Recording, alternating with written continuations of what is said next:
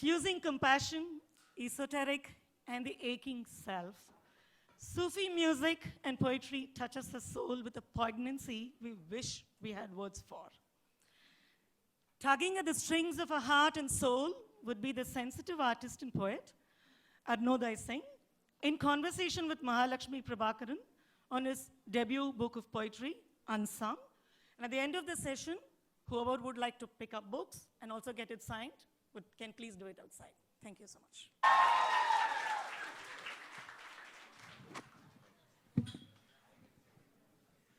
I love seeing a jam-packed room.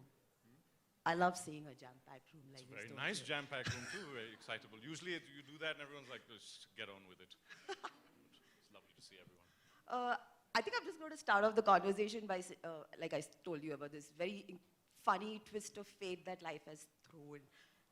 And that's made this session possible. So almost in 2012, he'd come down to Bangalore to promote his film called Jism 2. And I, as a rookie reporter, had interviewed him. And it was an extremely casual environment, very unlike this. And so it's really funny for me that after 10 years, I'm here interviewing you on your debut book of poems. Yeah, call it one of those uncanny coincidences that happen in life, right? The universe loves those. Yeah. Okay, I think I'm just going to slide in. We're going to talk, the way the conversation's going to go is we are going to have a chat. I'm going to talk about the book and your poetry for half an hour, and then we're going to throw open the conversation to the audience. But he's also going to be reading his poems through the conversation. I guess all of you are here to listen to that more than the chat, aren't you? Also, just to help me out, because I get nervous as hell, if anyone's read it and has poems that you like, just yell out a page number and I'll read that one instead of whichever ones that I want. So I'll read what you want, and it saves me stress. I think of the introduction that you've been writing since you were a kid.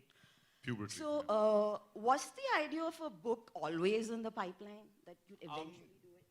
Yeah, like a kid wants to be an astronaut, kind of like that. It's just, I mean, I was very grateful to Penguin for reaching out. I would write anyway, so it's just a collection of, it's not even a collection, I just journal constantly. And they wanted to turn it into a book, so I scrambled and got as many as I could together. And yeah, that's about the rest of it. I hadn't planned on it. I'd wished for it, but it wasn't like I tried once, and years ago, and I was told I was terrible, which was fair. Not much has changed, but that was fair. So then I gave up on it for a bit, and I thought I'd just keep at it, because I enjoy it for me. I got asked somewhere like what my ambition for the book was, and I said to have it exist. And he's like, no, but what number? It's like, I don't care. It exists. I win. So you didn't let imposter syndrome stop you? Like, sometimes it happens, right? You get someone coming out of this, someone comes with an offer, and then you're like, am I worth it? I'm pretty much about to run out of this room screaming because of imposter syndrome. Yeah, right. Every time. It never goes away. Hey, but tell me this, the pandemic, you said that the pandemic was not so great. I mean, it was a difficult phase for you, but what I wanted to know was, did it fast track the realization of this dream in the sense that you probably wrote more during that time? Other than, worry about people and the state of the world and all that, pandemic was actually not difficult. Was it? I'm a solitary fellow. It was wonderful. I'm an actor. I'm either working or desperately looking for work. So it was nice to be doing nothing, knowing that everyone is doing nothing. It was guilt-free. It was wonderful. It was the only time I felt it. But no, I wrote the same amount. It doesn't change. I have a set time. So I just, some days I'm more productive, but I kind of make myself do it at a specific time. So it's usually regular, regardless of what's going on. All right, so you have a process. I'll come to that. Okay, coming to the book. So Unsung, if you read, there are quite a lot of poems where you tell the reader that you don't need to seek external validation. And when I read it, I mean, there are quite a few like that. I need to remind myself of that a lot. And what's funny is we're living at a time when your likes and the reposts and the retweets that you get make our day, right, or break our day. So how much of your personal experience, again, as an actor, I'm sure you have those days where you're not recognized, right? Probably the film flopped, or I don't know, someone. This morning. Exactly. See, so How much This of lady your came and personal... put her finger under my nostril in the airport and was like, this guy? And I was like, I'm right here, madam. But yeah, she didn't know who I was, but she's like, this guy. So how much of your personal experience went into coming out of the book with these kind of poems where you thought, I need to tell this out to the people out there who Right. are unsung? The you in the poem that I usually talk to Yes. is the guy in the mirror. They're all for me. I'm just touched that they connect and that brings everyone. But this is just basically things I remind myself to keep from going nuts. It's a self sort of, yeah. It's kind of a recursive loop that I have to keep doing to stop from like completely falling apart with insecurity and all the rest of it. Can you hear me if I put this down here? Or is it difficult? I apologize, because otherwise it sounds like this and weirds me out. Yeah, no, so the poems, the you that I refer to in the poems is me. It's wonderfully to be you as well, but they were written for me. Do you want to read one of the poems like that I've marked? Do you have one? Yeah, I do, Excellent. I do. Actually, I wanted you to start with Did you this. dog ear my book? I did, I'm sorry. I'm kidding, it's fine. I want to read this first. Yeah, and then we go. Okay. So if anyone wants to, I mean, it's not long. It's on 34, page 34. But this is not related to the topic. We'll read another one after this. But But is start this off the with one you want me to read? Yeah, I like that one. Then why is it not related to the topic? It's okay, just start. I want you to start off I'm with so this. confused. Right, I'm kidding, okay. It is not for the threads to question the weaver's will, but to be woven and to be still. Yet, here we are, writhing.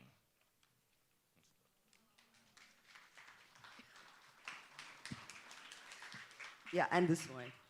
This is the one. Oh, this is the one.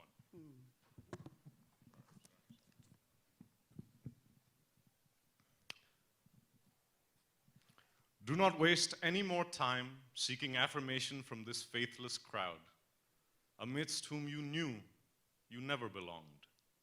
You know the place you deserve to be, the life you've been hoping to find.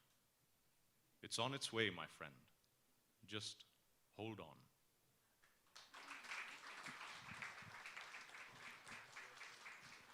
Imposter syndrome is growing. Don't applaud at all. Okay, now I'm going to come to your Instagram account, Sufi Soul. It's unlike an actor's, because if you go to his the handle, you're not going to see photos of him. You're actually going to see photos of his poetry.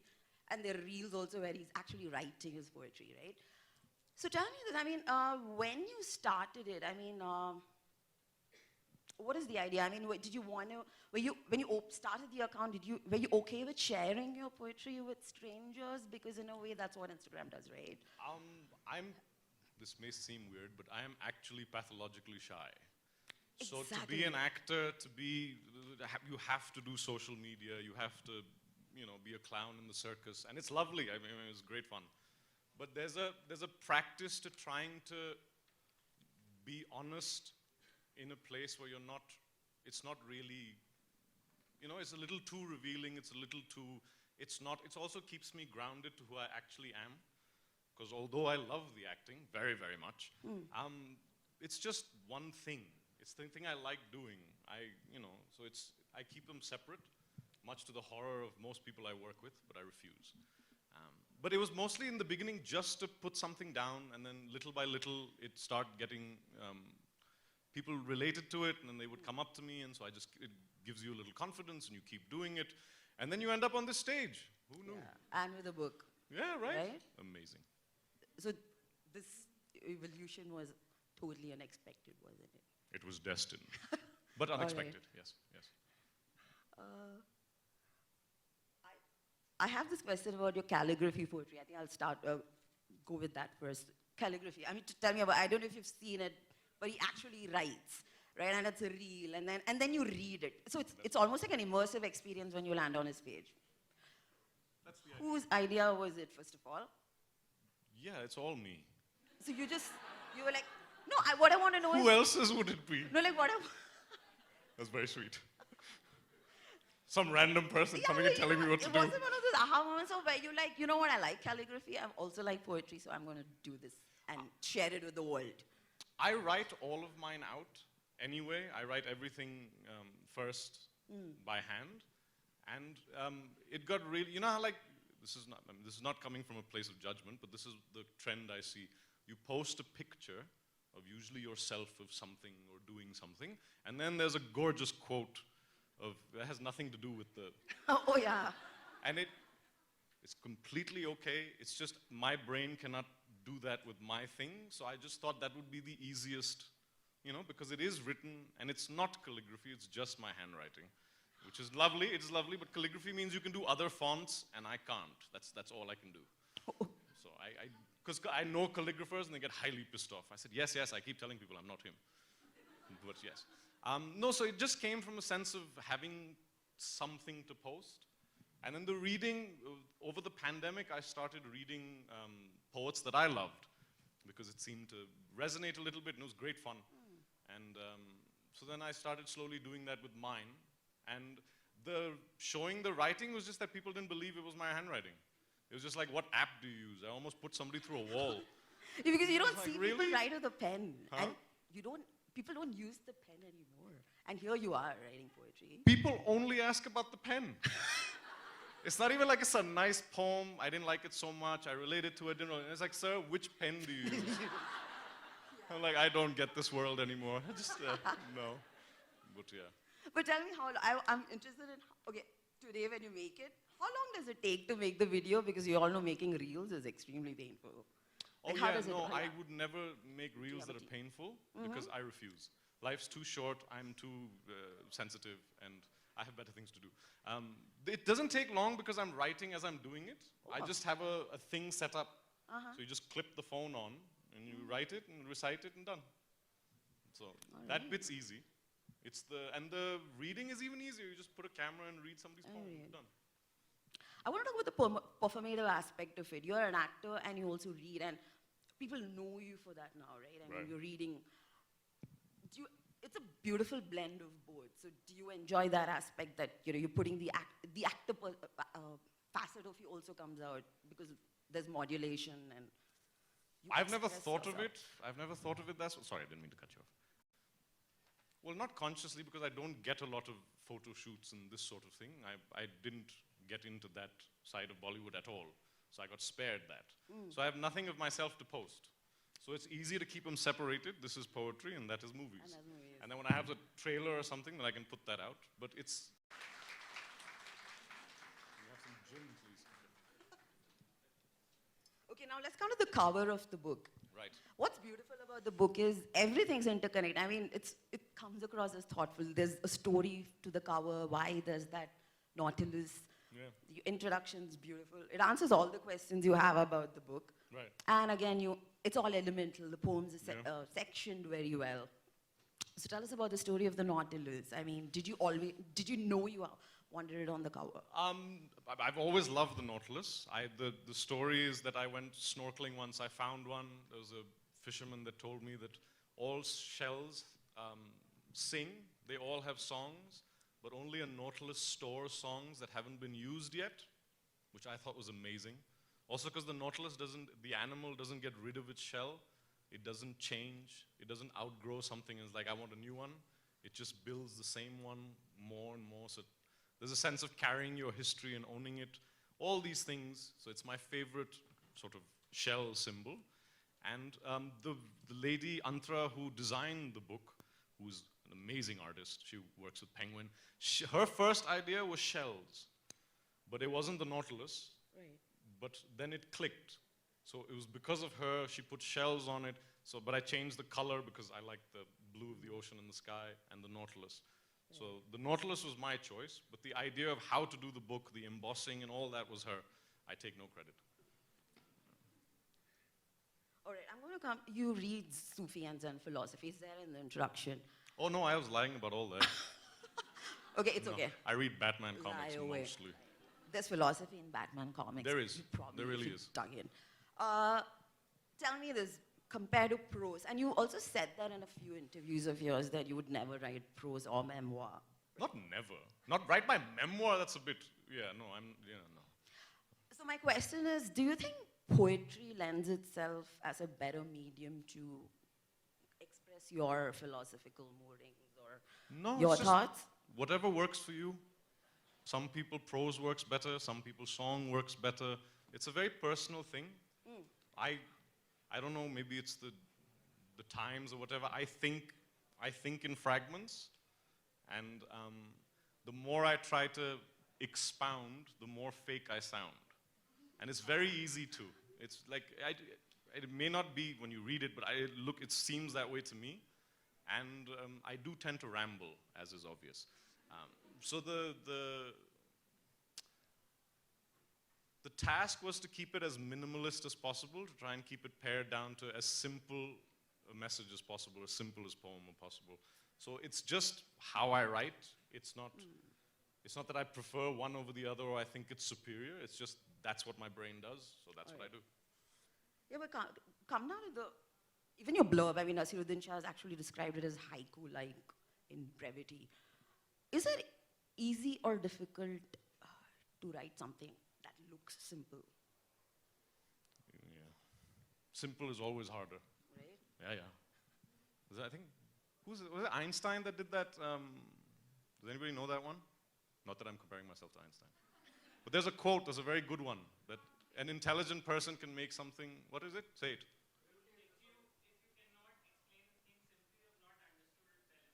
Thank you, sir. There you go. So yeah, no, I truly believe that. Also, it helps me make sense of, I have a monstrous brain, and not in a good way. Well, not entirely in a bad way, but it just never shuts up. Yeah. So to help keep it level, I started writing and minimizing my poetry just for that. It was more just to save my sanity than it was for the idea of trying to write minimalist poetry. I didn't gravitate towards that. My favorite poets are not all minimalist. They're all beautifully evocative, and I feel terrible every time I read one of them. It's like, I can't do this at all, I quit. But yeah, no, this was more of like a meditation, like a practice for me. So that's why. But tell me that, I mean, do you think, see, sometimes, people take simple stuff for granted also. I mean, tomorrow someone might read your 4 lines and there might be this opinion that, oh, even I can do that. Are you okay with that? I mean... Yeah, just do whatever you want, man. Right. I care not at all. Some guy came up because to you me, have here, poets you guys are sometimes. No, some dude came up to me and he's like, bro, a 10-year-old could write like you. I said, yeah. Exactly. And probably better too. I'm too messed up by adulthood. He didn't know what to do with that. But like, it's all lovely. I mean, I tend not to worry about these things anymore. I used to. But then I'm doing very well, but I will warn everyone, I swear a lot. Because they're my favorite words. If they slip out, there are children in the audience. Have I sworn yet? No.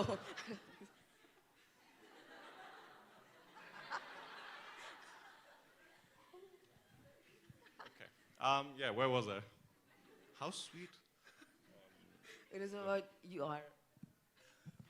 I have lots of favorite things. Which was my favorite thing? Help. What was my favorite thing? When you get older, you get stupider. Tell me. At least I do. Everyone else You knows. spoke about your favorite poets. Yeah, that they're all And then more the whole evocative. the 10-year-old bit where someone said, Oh yeah, like you can write, and Right. it's completely valid if you think so, and if you carry on. I've worked in some lovely movies. I've done terrible work, and I enjoyed all of it, because I don't worry about because that's not the thing. It used to be, and then I'm very thankfully over all that. It's just fun to do it. You know what I mean? This is amazing. I cannot believe that I'm here. It's all bonus. It's all. I'm so touched and worried about all of you. Really? This is what we're doing or something? No, I'm truly amazing. But I don't worry about this, and nobody should either. If it makes you happy, just do it. There's always going to be people with opinions, and it's getting worse. oh yes. So who cares? I mean, carry on. Okay, now tell me about your process of writing. Do you write every day? Does it depend on moods? When you're feeling I low? used to think it was a mood thing. I was waiting to be inspired, and it was all terrible. No, now I find it easier if I have a set time. And Oh, you write every day? no, I write every day, even if it's like there's stacks and stacks of things that will never see the light of day. but at least they're written every day. They don't have to be good. I don't worry about it. The first time, they're all terrible anyway. Yeah, they're all terrible first time. But I do it every day because Hemingway is one of my favorite authors, and he had this thing that writing is like a laborer going to work. There's no art here. He goes to work, he goes to an office, I write. So every day he would write for 4 hours, no matter what. And, you know, if it worked for him, I thought I'd give it a shot. And it worked. It really did. Any writers, I find it, if you can try it, it helps. And also you lose the sense of, because the muse is a very fickle thing. Like, she'll whisper and then I won't be able to remember it because I'm driving or doing something. And it's just like, I saw this amazing TED Talk with Elizabeth Gilbert, who, although I don't like her book, I think when she speaks about creativity, she's wonderful. So she had this thing about, like, you know, just telling your muse, actually ordering it. I'm busy right now, come back later. That never works for me. She's like, oh, the hell with you then, she goes away. So I find if I sit every day, at least something will filter through. So it works for me. All right. Any poem requests? Page 5? Wow. Poem 5. Okay.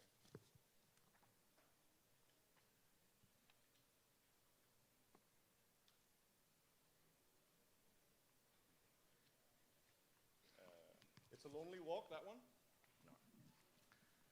It's a lonely walk back to where I was always meant to be. But it's only on this road I learned lessons I didn't know I needed, found things I didn't know I had lost. Well chosen. Okay, so now coming to music. You have a very eclectic taste when it comes to music, right? So when you sit down, I'm very curious, again, because poetry can lend itself to a certain rhythm or a cadence. Yeah, tell me that. I mean, do you, one, have music playing in the background when you're writing? And also when you're thinking, do you set it in like a certain rhythm? According to my ex-wife, I have a genuine problem. It's because I listen to music constantly. I can do everything to music. Everything's better to music. So it's always playing. Silence is lovely, but Pink Floyd helps. Yes, my love. If I'm on a call, I tend to avoid being on calls. The only person I speak to is my mother. Everyone else just text. Then I have to turn it down. Then I do have to turn it down. I go to the other room. No, it's true. Like, I just let it play. I just walk off somewhere else. That sounds like heaven, child. But the other person would not understand. And for the sake of the other person, sometimes you have to give in a little bit. So I turn the music down. That was an excellent question. Okay. I was not expecting that. Well done. Ask more if you want. Huh? Just say whatever you want. Yeah, interrupt us and ask. Oh yeah, interrupt away. It's, you know, it's all good. I'm here to talk to you, not.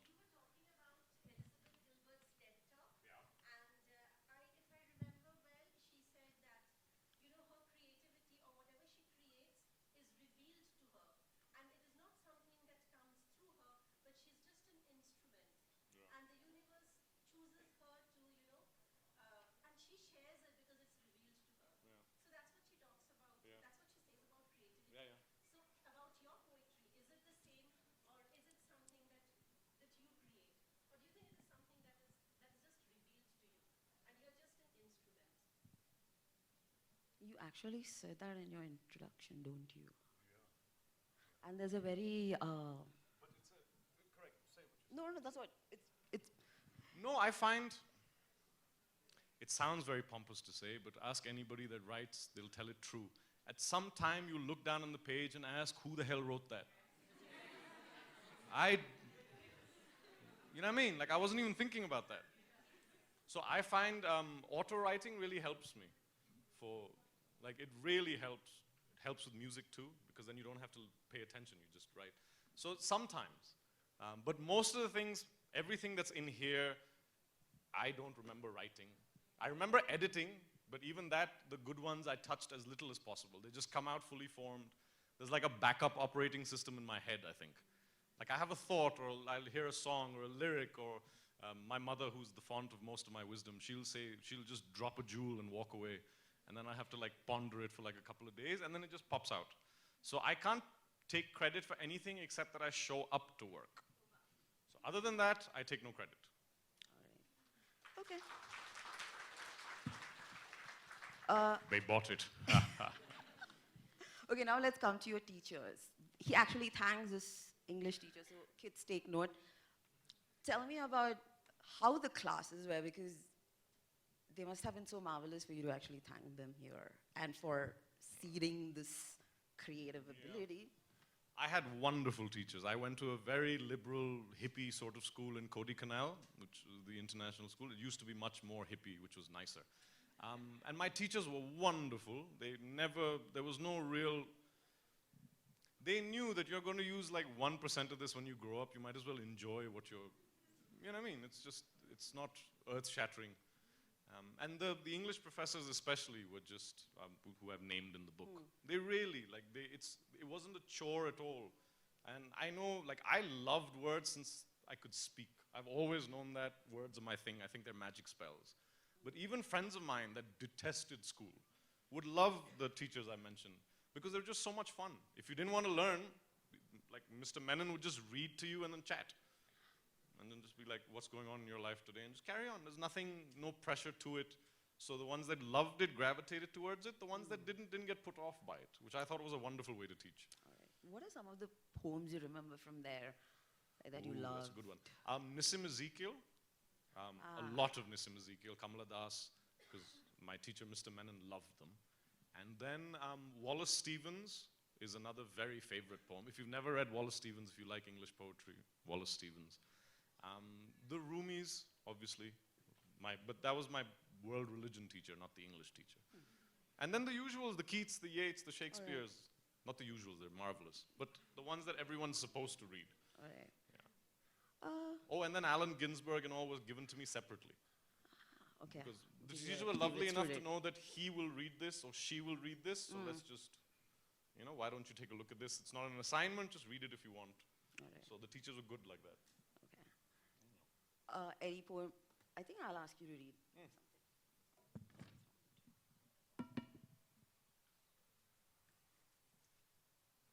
I'm very quiet.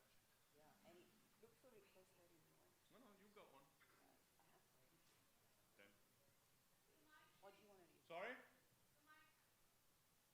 Yeah, no, because I'm talking to her right now. When I read the poem, I'll pick up the mic. Don't worry. I'm trying to spare you my voice for a little bit. Oh, yeah. The black and white.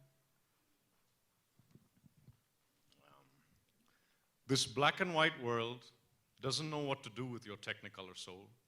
To it, everything looks the same lifeless gray. Only you can see the colors that matter to you. Do we have some more time?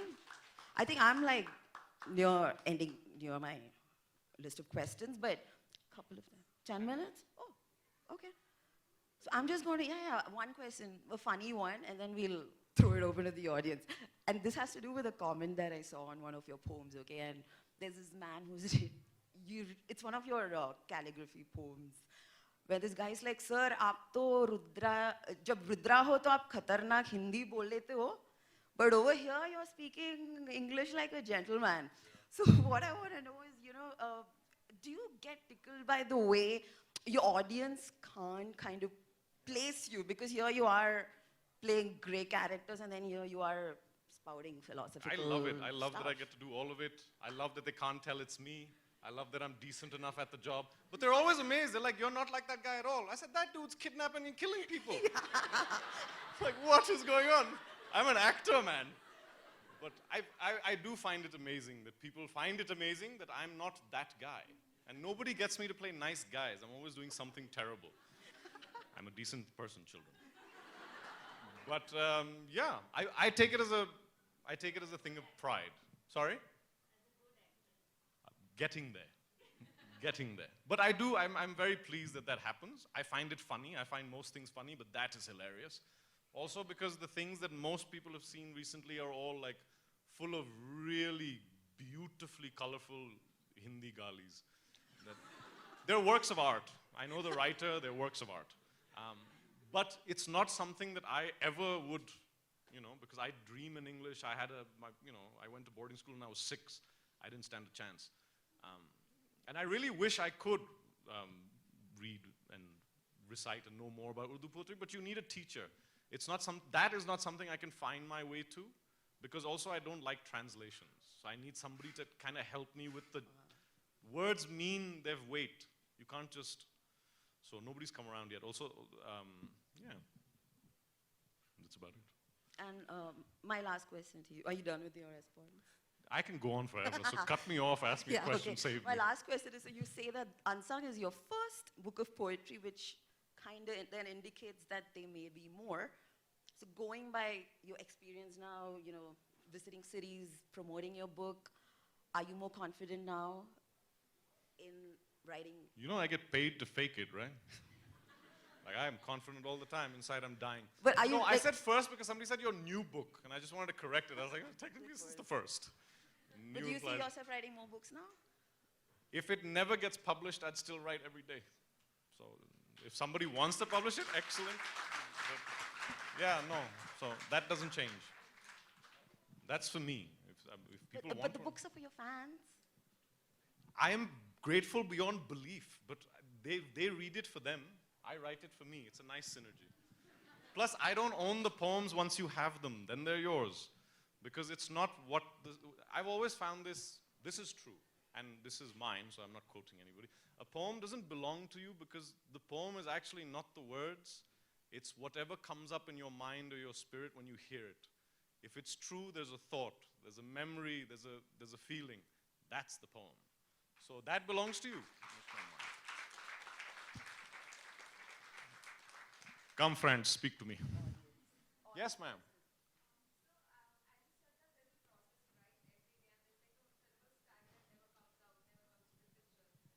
The terrible what, sorry? Oh, stack, yes.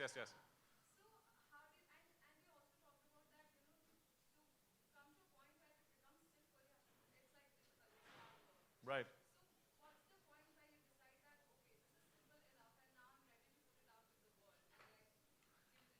That's a great, it's never always the same. Sometimes I have to stop before I ruin it because I will tinker with it forever. Sometimes it's just, I need to put out something because social media anxiety gets there and you're like, kuch bhi dal do. So it's not, no, I can't say that I never know they're done. Because every poet I truly love is never done with their, like I've heard all of them. Leonard Cohen edits his 9 years after he used to write them. He used to like wait 9 years and then revisit it. So I don't think you're ever quite done. There's always something, because you grow up, you change, you know more things. Maybe a line can change to mean a deeper thing. So I have to make myself stop. If I don't, I'll just keep going forever. Yeah.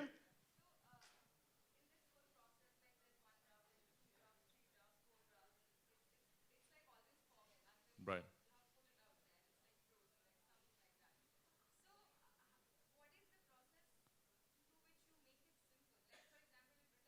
Right.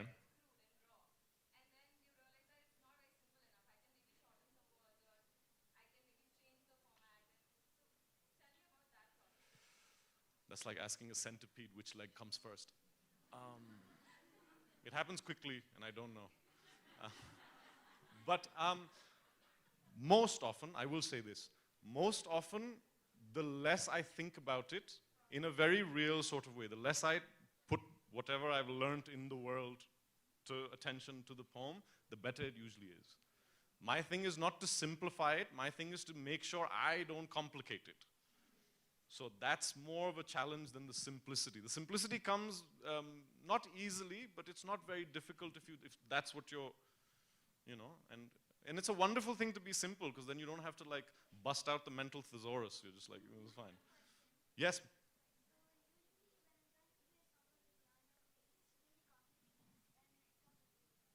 Yeah.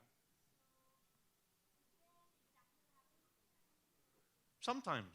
But music is more, like you're playing complicated things on the piano, that's more complicated than what I'm doing. So you're operating at a higher level of art.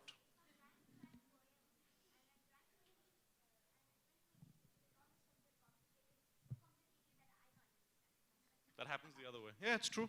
It's true. Same with me. Same with me. If the more I try, the less I think it works. Like when you're playing a piano, the more you think about playing it, you'll make mistakes. If you just flow, it just, so I think, yeah, I think with all art, I sketch, I paint, same thing. The less I worry about it, the more it just goes. We have 5 more minutes. Sorry. So. Sorry, ma'am?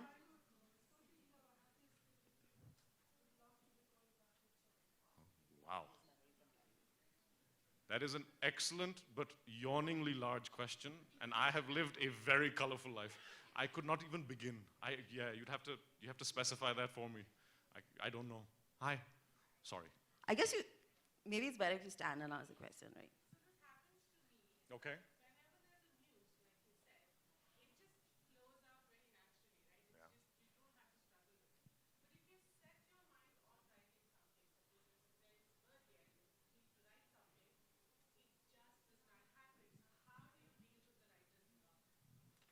I make sure none of my friends ever ask me for anything. No, very true.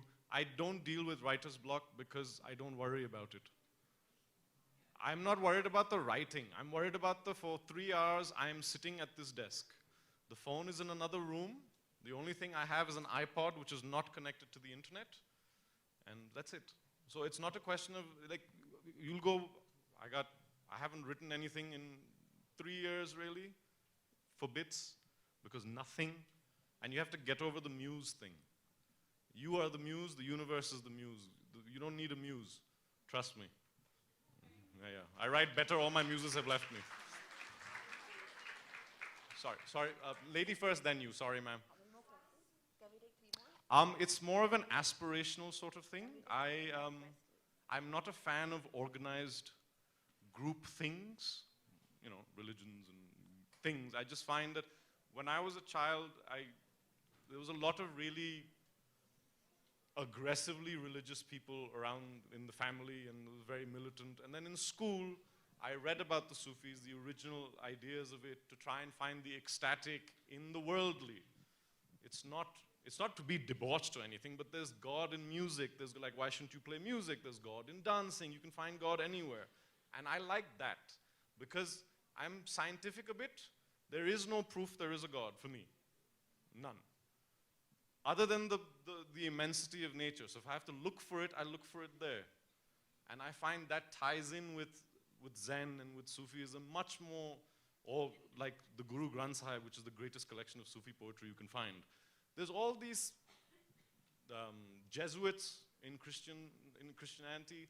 There's all sorts of subsects that got pushed aside because everyone just wants the big, how do you control the most people? So it was more of an aspirational thing. I think we've run out of time, but here, wait, I have a better suggestion. He is going to be signing copies and maybe taking photos. So maybe after the session, you can follow Arunoday and... I will linger for a bit. Not just her, she was waiting. One question and then I'll go. Quickly, I promise. Okay. Sorry.